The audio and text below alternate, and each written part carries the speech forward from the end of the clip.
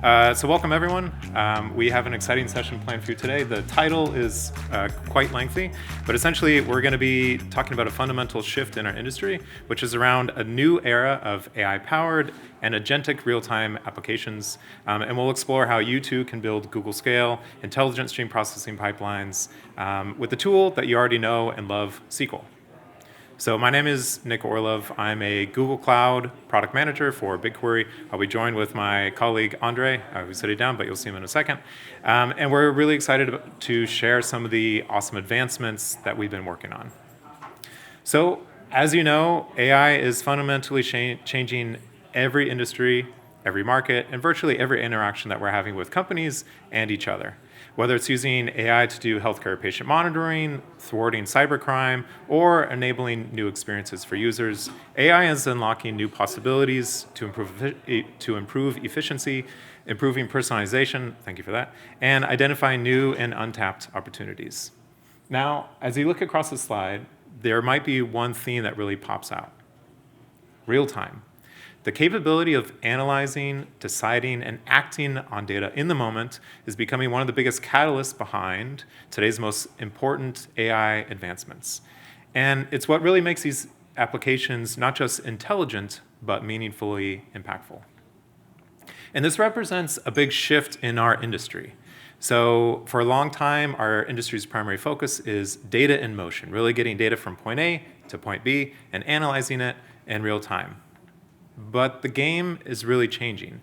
And this new frontier is enabling intelligent actions in motion, which means embedding the decision-making and AI capabilities directly into the stream of data itself to drive immediate and automated outcomes. So if this value is so clear to businesses and so clear to users, what is holding organizations back? Well, there's really three primary obstacles that we've seen.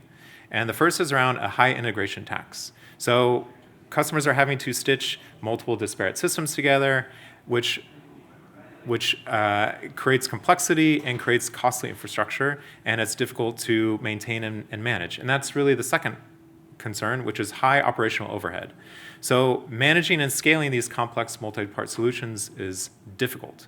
And the last thing, and perhaps most importantly, is the skills gap. So there's a specialized expertise that's generally required for architecting both real-time and AI-capable solutions. And if you look at the architecture for most streaming use cases, it kind of follows this similar step, where you have a sequential pattern of data is collected, data is processed, and data is analyzed. It's a pretty basic DAG where data generally goes in one direction. However, in the new agentic world, that rigid linear flow is no longer sufficient. So data doesn't just move cleanly in one direction. We're finding different use cases have different approaches. So some do need data to be collected, processed, and analyzed in that standard flow. But for others, you might need to collect and enrich the data at the point of collection. Or for others still, you might need to simultaneously collect and analyze the data as well as loop it back into the original data source for the purpose of AI retraining. And this is why we see the pivot is more towards a just-in-time processing model. So this is giving you the insights and actions that you need, where, when, and how you need them. So how did we build this kind of flexible just-in-time architecture? It really starts with a decoupled platform. So with Google Cloud BigQuery, we really architected this to be fully decoupled, where you can keep the storage separate from the compute. And this takes full advantage of Google's technical infrastructure that sits underneath some of the world's largest websites and largest services serving billions of users. And the complete separation of compute and storage not only provides incredible scalability and durability, but it also offers the ability to dynamically incorporate new shifts as the industry changes, new computing paradigms like machine learning, new storage paradigms like Iceberg, without having to reinvent the entire stack. And looking specifically at real-time data, BigQuery has always been, or for many, many years, has always been a powerhouse for ingesting real-time data. In fact, we have customers who are streaming hundreds of petabytes of data into BigQuery every single month in real time. However, historically, processing that data in a real-time manner often requires the domain of specialized, complex, or even expensive tools. And we're looking to fundamentally change that. So by unlocking new and intelligent streaming pipeline capabilities directly within BigQuery, we're democratizing and simplifying the process of processing streaming data. So this feature, which is called BigQuery Continuous Queries, allows you to define an unbounded, long-running SQL statement, which can process, transform, and use machine learning for real-time machine learning inference to process that data, as well as write it into various destinations for real-time reverse ETL. And this really makes real-time processing as familiar and accessible as writing a SQL statement. So our vision is pretty clear and simple. It's to empower every developer, every data analyst, every data scientist and data engineer to build powerful real-time and AI-powered applications with the simplicity and familiarity of the language that they already use and love, SQL. And take this GIF, for instance. The color is a little bit, doesn't match the screen quite as well. But take this GIF, for instance. It's using a continuous SQL query to parse a user's abandoned shopping carts in real time. It's calling Gemini, so our ML functional model, to craft a personalized email that will be sent to the user to encourage them to complete their shopping purchase, as well as recommend some other products within our catalog that they might be interested in purchasing too. And all of this happens in less than 60 seconds of receiving the events, generating the email, the recommendations, everything, and then sending that email into the user's inbox, and you can see it all in real time. So democratizing stream processing, especially when layering in the real-time AI enrichment, has opened up some really exciting use cases for our customers. And so these use cases have generally fit into one of these 4 buckets. The first one is continuous analytical processing. So things like real-time data enrichment, real-time event analysis, up-to-the-moment dashboards, so those sorts of use cases. The second is Gen AI for real-time application development. So this provides truly personalized interactions with customers. It allows for sentiment analysis, things like that.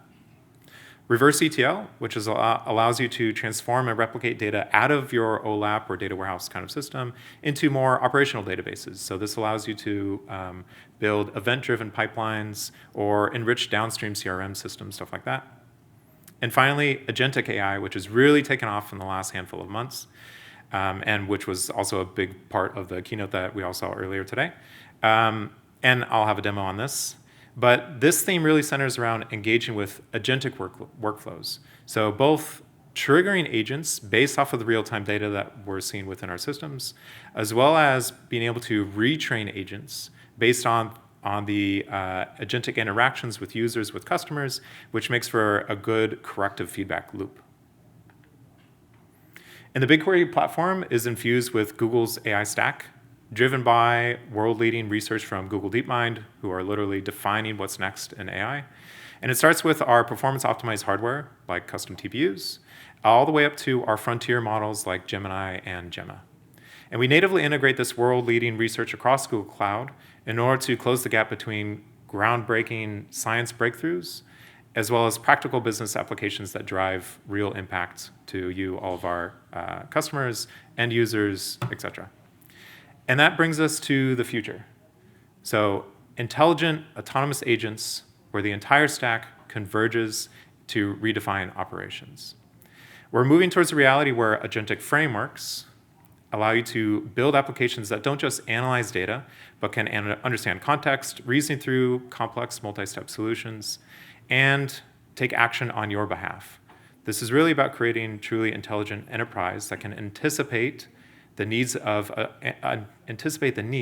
automate the workflows at scale, which has never been seen before. And to that end, let's take a moment to talk about Agent Developer Kit, or ADK. ADK allows customers to build sophisticated production-grade AI agents, which is really the next frontier of software. And it takes agents from a cool demo that you're running on your laptop to really an enterprise application, because that process is generally pretty hard. And that's why we created ADK. It's a flexible and comprehensive open source framework that allows you to develop and deploy multi-agent solutions. Because building better agents really comes down to 4 key pillars. First is building with precise control. So it's the ability to really create a hybrid agent experience, where you can interleave your own deterministic code, like Python code, etc., with the creative reasoning of a generative AI model. And this gives you fine-grained control over the agent's behavior and ensures that you're meeting your enterprise's strict standards and rules in order to really provide a quality product.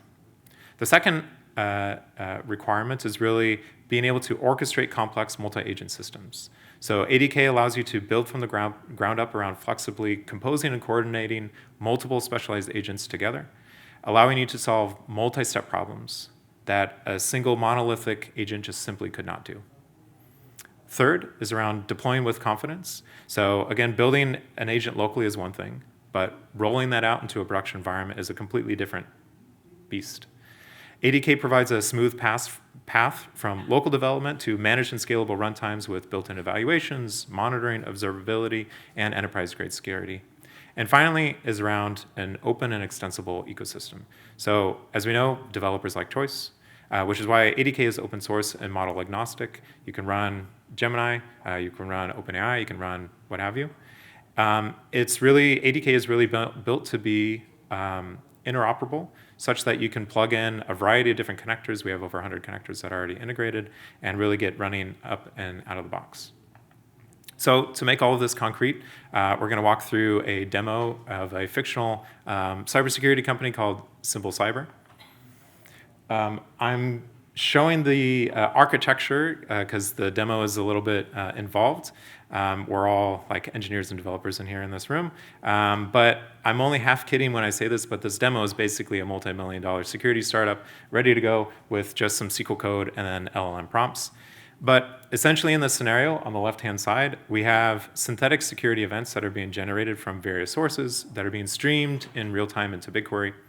And from there, we have a continuous query, which is analyzing those events in real time and evaluating the events based off of certain criteria to determine and assign a threat score. The continuous query is also doing data enrichment with a join, as well as some windowing and aggregations. And then anything that's perceived as a potential threat, the continuous query is then sending into our ADK environment on the right-hand side. And anything that's perceived as that threat, ADK has the ability to spin up 3 different agents. So the first is, since ADK only received a 2-minute window of data from the continuous query, ADK can actually analyze the events table and scan a full 24 hours of analysis to understand the whole behavior profile. The second agent has a ability to run a google.com search query because one of the fields that gets ingested is a source IP address. So google.com attempts to determine what is the country of origin for that IP address to determine if it's a potentially malicious country. And the third is there's a screenshot that's taken at the time of this event, and so ADK will do some optical character recognition and try to suss out what is happening within that screenshot. Is there anything that's potentially malicious in that screenshot too? And ADK then finally composes all of this data together and makes a deterministic judgment call of whether this is a false positive and should just be logged as such, or if this requires escalation to a human user. And this demo is really meaningful for 3 different reasons. The first is that you'll see an end-to-end streaming pipeline, which is orchestrated and built with SQL and LLM prompts. The second is that the BigQuery continuous query is doing stateful processing with aggregations, windowings, and joins, as well as triggering the ADK based off the event that it comes in real time. And then the third piece is that this really demonstrates the potential impact and the value of combining real-time data, stream processing, multimodal data, i.e. the screenshot, and then agentic AI. So let's jump to our demo. I'm going to have to change to screen mirroring. By the way, I'm living a little bit dangerously now because my computer is going off my phone's hotspot. So let's hope that this fully works. But the first thing that I'll show is I have my synthetic events that are being generated in real time. This is just a Python Colab notebook. I have 2 different notebooks, one that's generating benign user events, so these are like normal employee interactions. I'm streaming about 500 messages per second across a variety of different users, a variety of different devices. These users are making different interactions, and what they're doing falls within one of these buckets. So they're connecting to our servers, they're successfully logging in, transferring files. But then to make this real world, these good users, benign users, are also occasionally having some failed login attempts, some policy violations, and then firewall issues. And this is running perpetually behind the scenes and streaming events into BigQuery. The next is a separate Colab notebook, which is a malicious event generator. So you can think of these as our potential hackers that are trying to get into our system. And this is not running right now. We'll just click it to run it in just a moment. And we have two different users, u.lewis and g.harris. And they're doing much more malicious behaviors of a lot more policy violations, firewall blocks, risky file transfers, stuff like that. And all of this data is streaming live into our BigQuery table. This is just an events table. You can look at, seems like very machine generated. We have timestamps, IP addresses. We have the event type, whether it's connection established, et cetera, user IDs, blah, blah, blah. But more interestingly is our continuous query. So you can see our continuous query has been running for over 8 days now. Here, let me zoom in just one more time. Our continuous query has been running for over 8 days, so that's one SQL statement that's been running for over 8 days. And just pushing that down. What it is doing is pulling the relevant fields from our events table. It is basically classifying events and assigning a score. So if there's a firewall policy violation, it assigns a score, or a policy violation or firewall block assigns a score. If the user is trying to escalate to root or admin permissions, then it assigns a score, etc. And this continuous query is doing a join with our dimension table in order to pull relevant fields like the user's department, their job title, and whether they have sensitive data access. The next piece, so all that data is being fed into our next expression, and this is where the windowing happens in the aggregation. So we are building a 2-minute window. And it is doing some aggregations for the total number of threats that happen over a 2-minute period, the max event score, doing some counts, how many times they're trying to get escalated permissions, stuff like that. And then finally is all that data is packaged up into basically a JSON payload. And if it exceeds the score, the threat score that we are determining, then it will package all that up into a JSON. And if I just scroll all the way back to the top, it sends this finally to our pub sub topic. Now, I mentioned the windowing piece. So the windowing is a 2-minute window, which means that we're introducing a 2 minutes of delay. So let me go ahead and click this run button for our malicious events generator. So that's now being sent to our system, and we'll have that windowing, which will again introduce the 2 minutes of delay. And while that's running, let's look at our agentic code. So this is Python code that's running within our ADK, within the agent engine. And these are our 3 agents. So the first one is a Google search agent. So basically written as if this is just a normal LLM prompt. Like, hey, you are an expert web researcher. Your task is to check the incoming security event of this IP address. So extract the IP address, take the IP address and use Google search and try to determine the country of origin and associated threats. And what's nice about ADK is we have a whole bunch of pre-built tools, and so this is one of them being Google search. The next agent is our BigQuery investigation agent. So this is what does that 24-hour behavioral profile. And so this takes the user or the device and is able to scan more historical data to get an understanding of what is actually happening within this user's past history. And the other piece that this agent will do is it will extract the object, the screenshot, and then do an analysis on that screenshot to determine what's potentially happening behind that screenshot. And finally, it's going to try to classify if this is a threat or a false positive. So here's the different signs of a generative threat and the signs of a false positive. And then lastly is our final agent, which is the decision maker. So the decision maker gets the input from the above 2 agents and then is tasked with making the deterministic decision of whether this is a false positive or a real threat. And so to illustrate what this all looks like, I have a Streamlit application, so it's not super exciting or not super well crafted. But basically, this is what our security operations center might look like, where the user can actually click on an alert. And this is all being generated from that machine text. and the agent, and primarily from the agent. So we have a reason for escalation. So numerous possible malicious commands. From our historical analysis, let's see. So behavioral analysis is corroborating evidence from our visual investigation. So this is that screenshot. Let's see, there's a Google Chrome browser window that's open. In fact, we can actually click on that screenshot and see this is what the user was looking at the time. I just created that for the purpose of this demo. And then the last piece is that Google search with the IP address. And so we can see that the IP address is this 10.1539. And so Google search came back saying that this is a private IP. Oh, sorry about that. One of the joys of Streamlit. That this is a private IP address, and so therefore we can't determine the country of origin. So we'll just say that this is a positive, not a threat. Submit the response. We can see the response submitted successfully, and we can go into back into BigQuery, and we can query our escalations table, and we should be able to see that this result is, there we go, already logged and everything.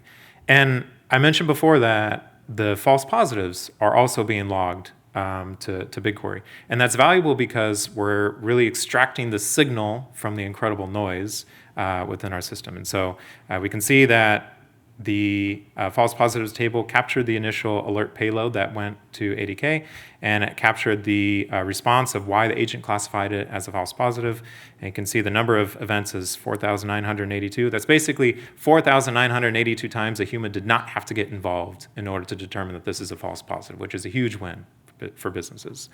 And if you need to do any kind of retraining or anything like that, you have the feedback loop that you can basically just feed this back into ADK.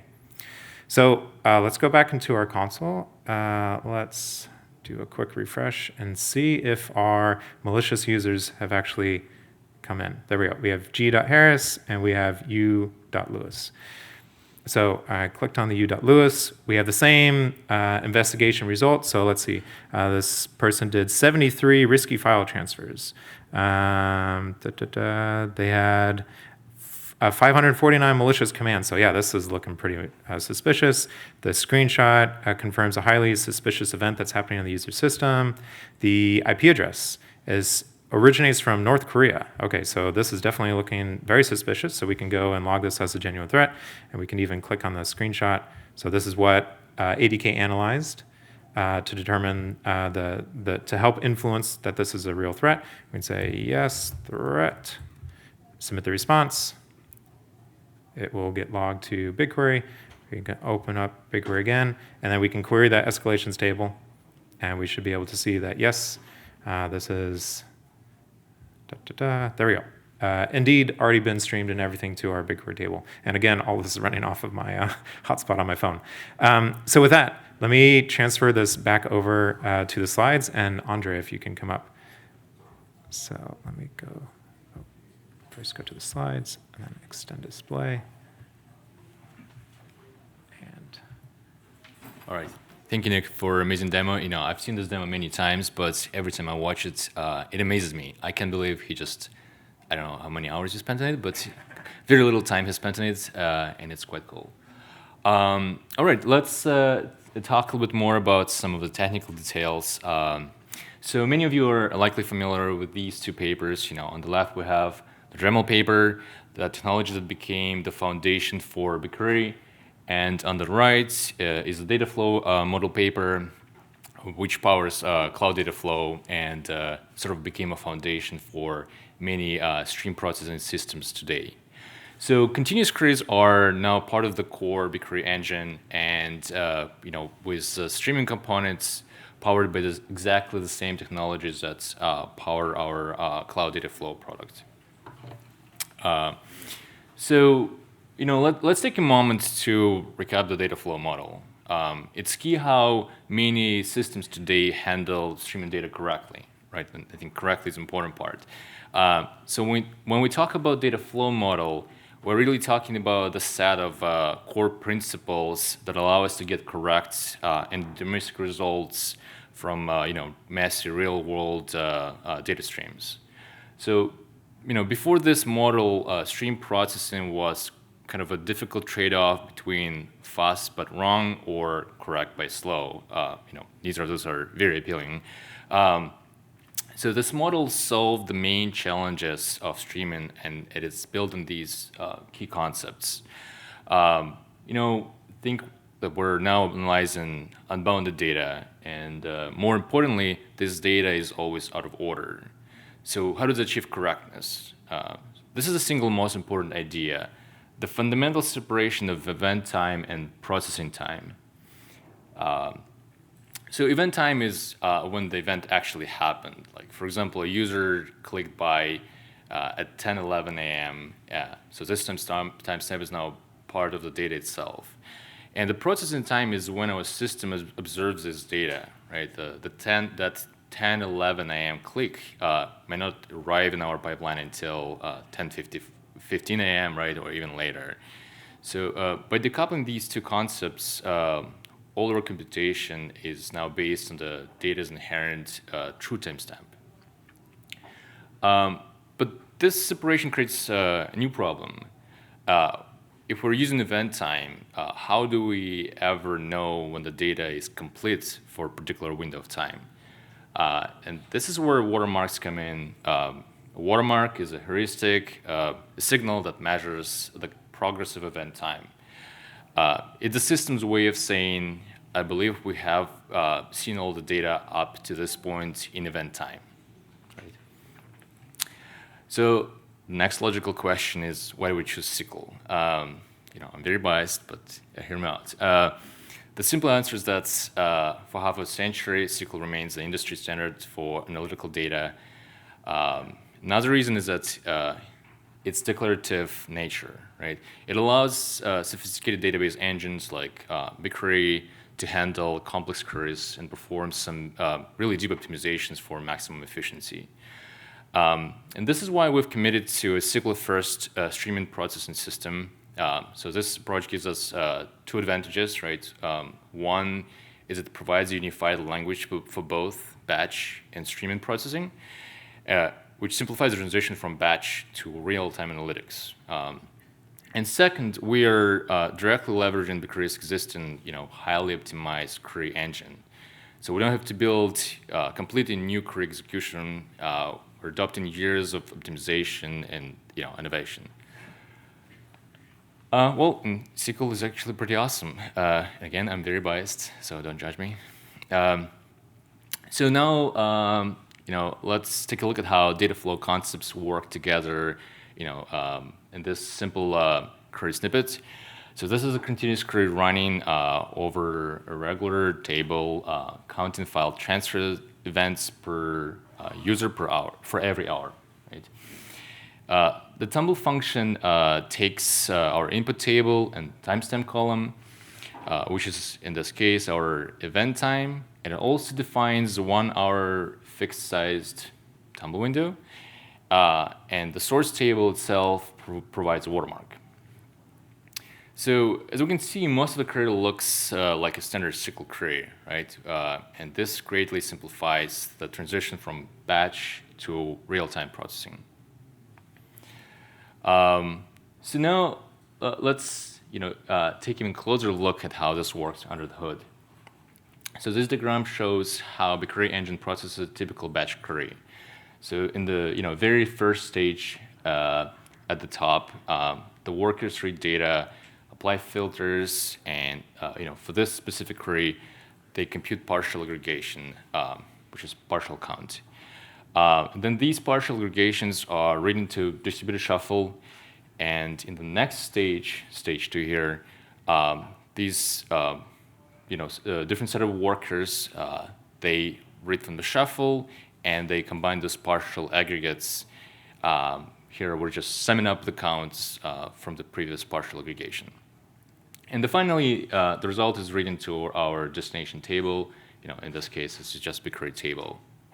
So now let's see how we can turn this into a continuous query. This is not very different. Now it uses a tumble function, but crucially, the rest of SQL query, the group by, the select statements are essentially identical to the batch query. However, while the syntax looks very familiar, the execution engine underneath is fundamentally different in two critical ways. So the first is that BigQuery shuffle is now replaced with the data flow shuffle, and which is streaming shuffle. And the second is that the workers performing stateful operations like that, count aggregation. Now they use data flow's state store to maintain their intermediate data. And all of that happens behind the scene, right? You don't have to write any of the code. It's just what BigQuery engine does. So we give our users familiar power of SQL, but transparently we swap out the batch internals for the necessary streaming infrastructure, right? And this gives us ability to provide correct exactly one semantics under the hood. Now let's talk about flexibility of the input source.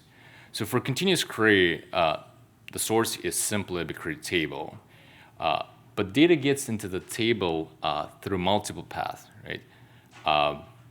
So BigQuery supports three primary ways to get it in table: storage write API, traditional batch loads, like loading JSON data or Parquet files, and DML statements. So on the surface, all three have the same effect. The data gets written into a table, right? However, internally, the continuous query engine processes them very differently, which is important for latency. So when the storage write API is used, the data is read directly by the continuous query engine as a stream. And this is the path that provides us lowest processing latency possible. So for the batch loads in DML, we actually end up writing data as a columnar storage format, and then the continuous query, it processes data as a file update. So while we expect the storage API to be backbone for the vast majority of low latency use cases, this architecture is actually very powerful because it allows existing processing pipelines to adopt streaming with minimal friction. So you can even combine these different ways to ingest data in the same pipeline, right? The query engine handles the complexity of merging these different data streams seamlessly. So you don't have to figure out which data comes in as streaming data and which data comes in as a batch load. Running, many of you probably know that running continuous query in production introduces certain operational challenges. And for us, we focus on these three pillars. First, monitoring. So the main challenge there is making monitoring aspects useful and actionable, but not too overwhelming for the end users. If you have 1,000 metrics that you need to look at, how to decide which ones are important. Next, management. So it is critical to support some dynamic changes, updating some parts of the query or changing scaling resources, but safely prohibiting some unsafe changes, right? And the final pillar that is the area we're focusing on as well is the optimizations. So for example, we believe that auto-scaling is essential for cost and performance. So our system dynamically matches resources to variable data loads and rapidly scaling up when we have high loads and then scaling back down when the load subsides. And by focusing on these three pillars, we're actually tackling what we believe the hardest operational challenges in streaming. For us, this is still the area of ongoing investments and focus. And if you're interested in trying out BigQuery continuous queries, so please sign up for our upcoming stateful data processing preview. Thank you, everyone. Now Nick and I will take some audience questions.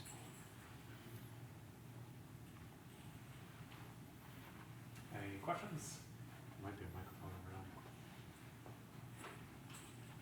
So under the hood, do you have the same operators for streaming and batch, or are they separate operators? That's a good question. Just repeat the question. Yeah. So the question is, Under the hood, do we have the same operators for streaming and batching?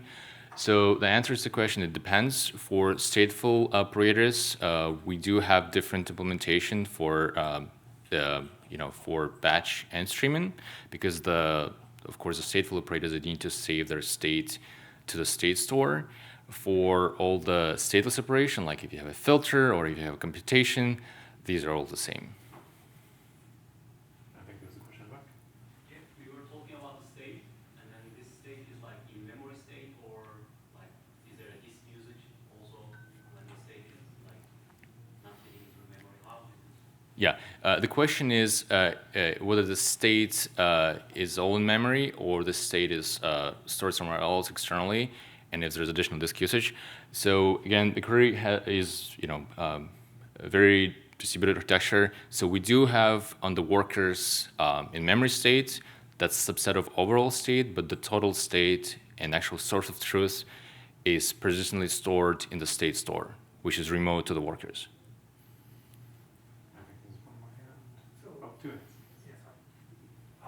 Since it's a continuous query, is there any limitations on number of records, kind of things? Yeah. So what's the maximum? How to scale it? Yeah, sure.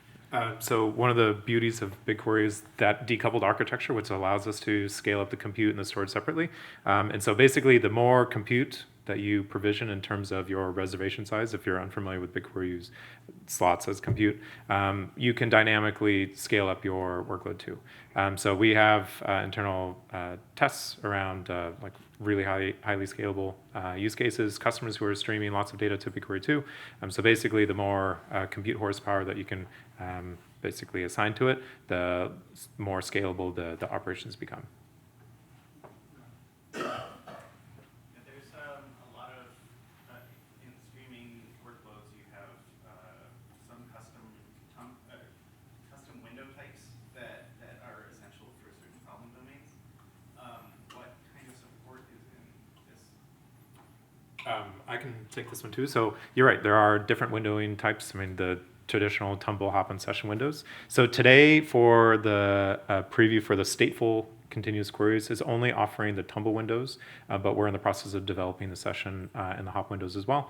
So that should hopefully address most of the use cases, but as more customers come and say, oh, we need X, Y, Z, then we can consider that for our roadmap too. And I think there's one more, yeah.